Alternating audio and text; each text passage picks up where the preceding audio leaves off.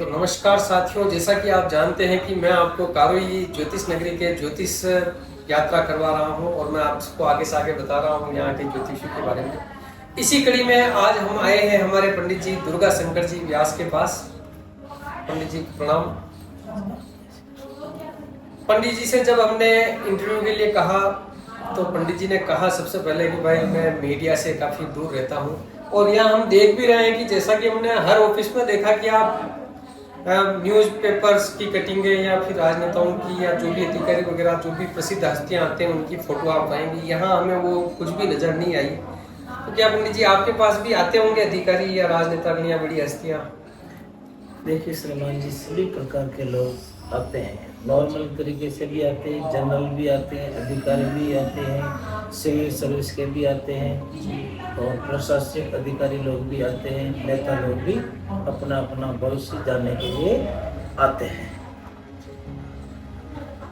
तो पंडित जी आप भी प्रभु संहिता का ही वाचन करते हैं या फिर कुंडली ज्योतिष?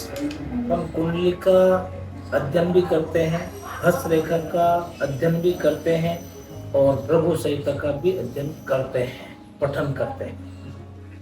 तो यहाँ पर जैसे ज्यादातर जो ज्योतिषी हैं वो प्रभु संहिता के ऊपर आधारित है जी। और आपका जैसे भी हमने देखा तो आप कुंडली ज्योतिष है, हस्तरेखा है, उनके ऊपर ज्यादा आधारित है। तो किस चीज को आप ज्यादा प्राथमिकता देते हैं? वैसे श्रीमान, जिसका भी जन्म होता है, लड़का हो चाहे लड़की हो, तो उस जन्म नक्षत्र के अंदर रेखा और कुंडली करीब करीब मैच करती है। नंबर 1, रेखाएं बनती है, बदलती है, बिगड़ती है और अच्छी भी बनती है। कुंडली सेम पोजीशन रहती है, ओनली उसमें ग्रह नक्षत्र की चाल भ्रमण करती है।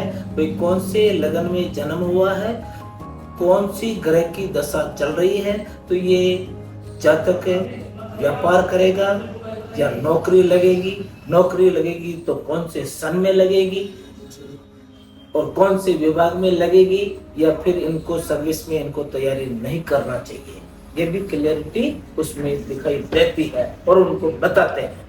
बहुत गजब ठीक बताइए आपने, क्योंकि अक्सर हम पहले प्रभु संहिता के जानकारों के पास गए थे तो उसमें आप जैसे कुंडली का बता रहे तो क्या उसमें तारीख और महीना भी बता सकते हैं क्या आप?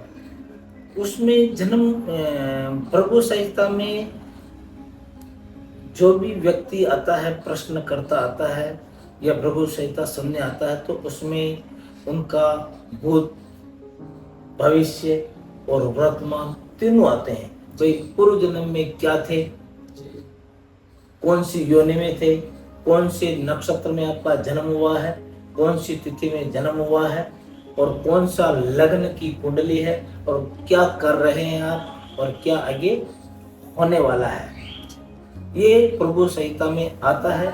लेकिन उसमें 2 चीज और भी होती है श्रीमान, कि इंसान का भाग्य और कर्म भी उसके साथ होता है।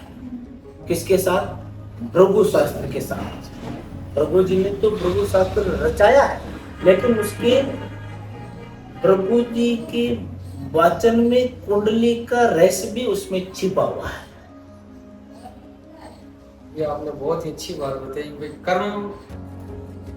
कर्म प्रयास गणित है ही है, लेकिन कर्म प्रयास के साथ में भाग्य का भी होना जरूरी है। भी कौन सी महादशा चल रही, कौन सी दशा का मतलब राहु की महादशा चल रही है, तो राहु कौन से स्थान पे है, तो ये पहले का किया कर्म भोगना पड़ेगा।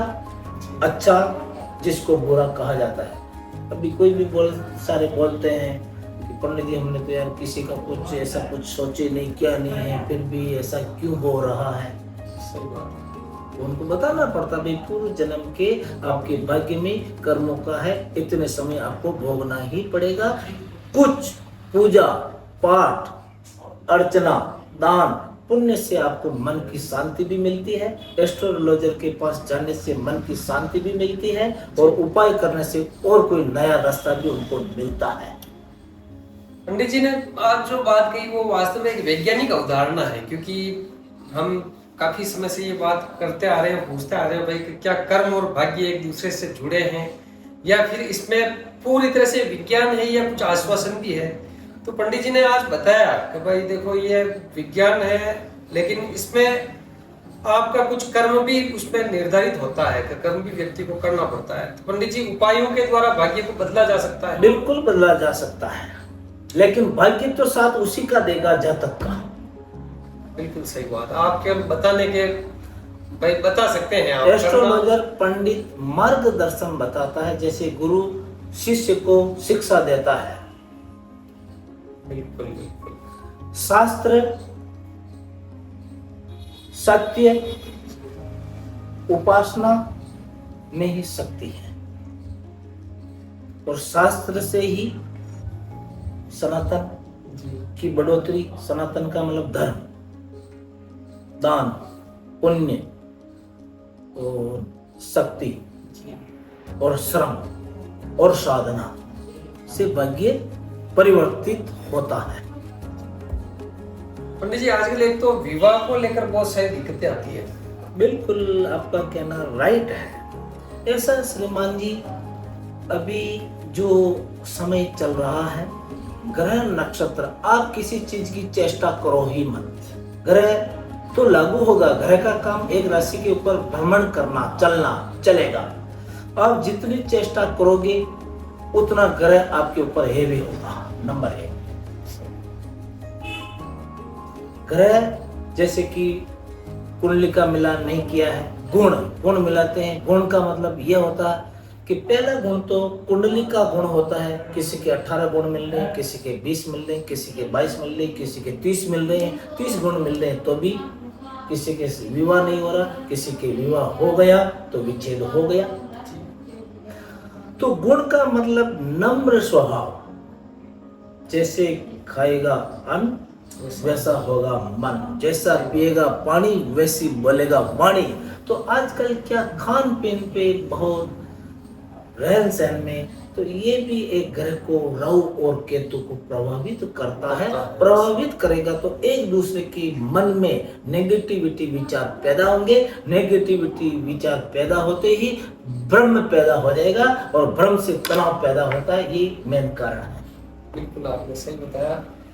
एक पंडित जी, जैसे अपन 36 गुण मिलाते हैं, 36 में से 28 गुण मिल रहे हैं जी, लेकिन केवल नाड़ी दोष है, तो नाड़ी दोष भारी पड़ता है या फिर 28 गुण मिलना ठीक है? 28 गुण का मिलान तो हो गया, लेकिन नाड़ी दोष उसके ऊपर हेवी होता है। क्योंकि कई नाड़ी दोष, अब यहीं पे मामला है कि नाड़ी दोष बहुत सारे आते हैं हमारे पास। हम नहीं बोलते, उसके पहले वो बोल जाते हैं हमारे तो इसमें नाड़ी दोष है। अरे श्रीमान जी, नाड़ी दोष है, लेकिन नाड़ी दोष किसको लगता है? नाड़ी दोष ओनली विप्र को लगता है। गण दोष, वर्ण दोष, सब मतलब 4 वर्ण है, चारों वर्ण का अलग अलग दोष है श्रीमान। तो मेन बात तो गुण का मिलान भी होना चाहिए, वर्ग वेर का भी होना चाहिए, षडाष्टक का भी होना चाहिए, और राशि मैत्री भी होना चाहिए। तो षडाष्टक, BA 12वीं, वर्ग वेर और कुंडली में मंगल से मंगल प्यार है, तो उनका वैवाहिक जीवन उत्तम व सफलता प्रदान करता है।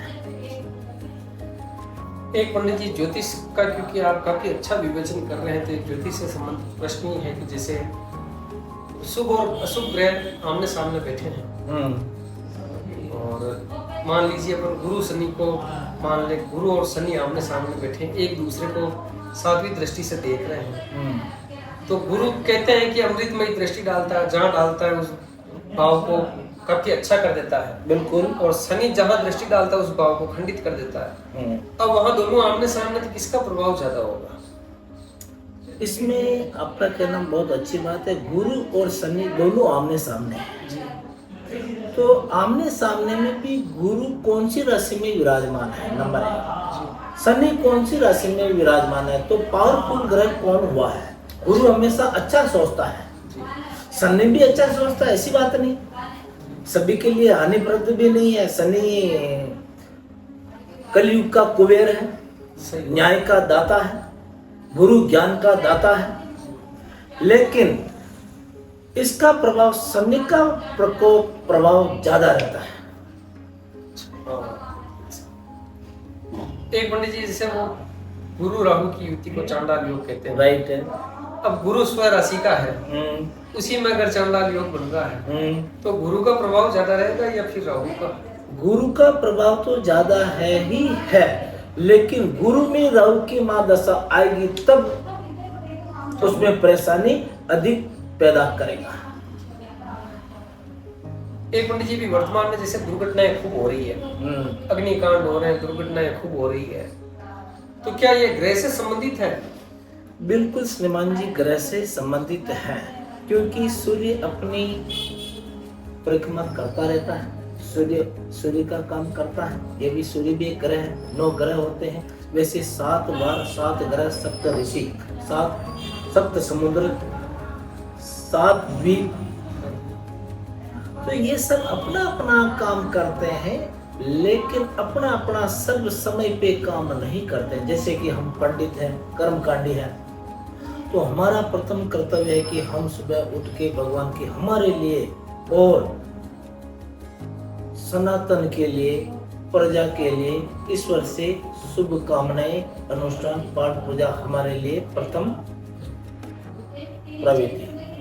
सेकंड में जो भी आता है उनको सही मार्गदर्शन देना, और उनकी कोई भी ग्रह शांति है, पाणी ग्रह, संस्कार है, कर्मकांड है, तो विधि विधान से करना का हमारा कर्तव्य और कर्म भी है।